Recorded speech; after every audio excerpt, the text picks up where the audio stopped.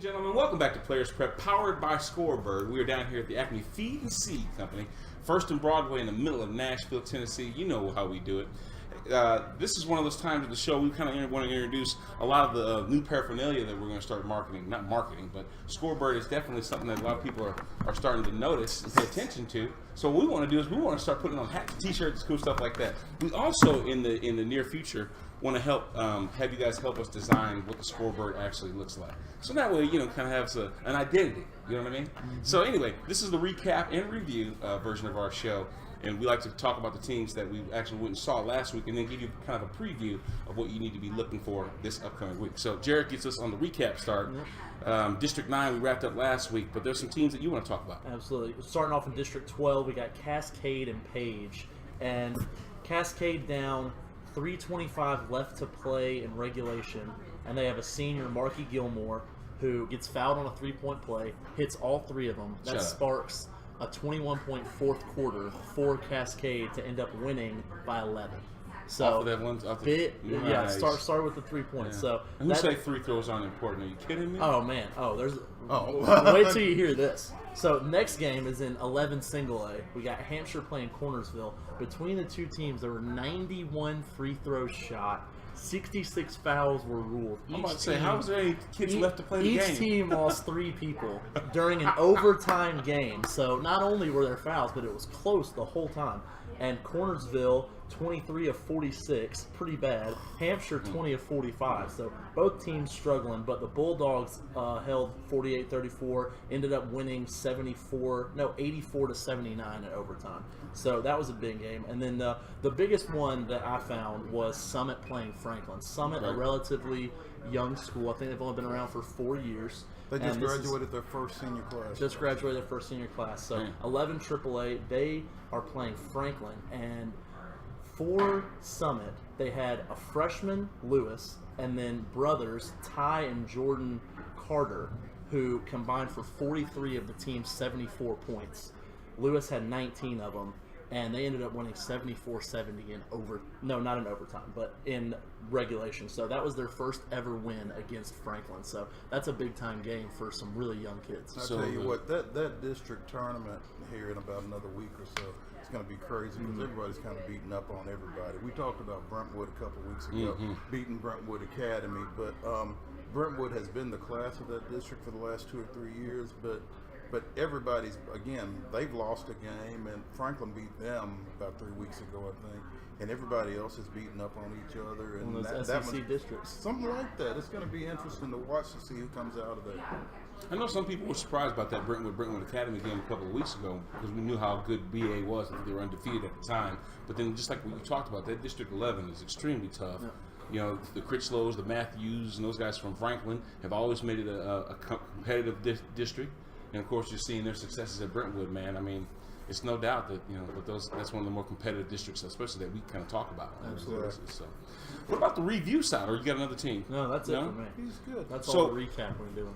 Obviously, heading into the week, we've got a couple of weeks before we start heading into postseason play. It starts to. There are some matchups I know that people need to pay attention to, but it's really kind of getting down to the brass tacks of things. Exactly. Over in 6 AAA. On Tuesday night, Cookeville goes over to White County, and that's the top 2 teams in 6 AAA. Cookeville's 21-7 overall, 7-1 in that district, and they are 7-3 since coming back from the holidays.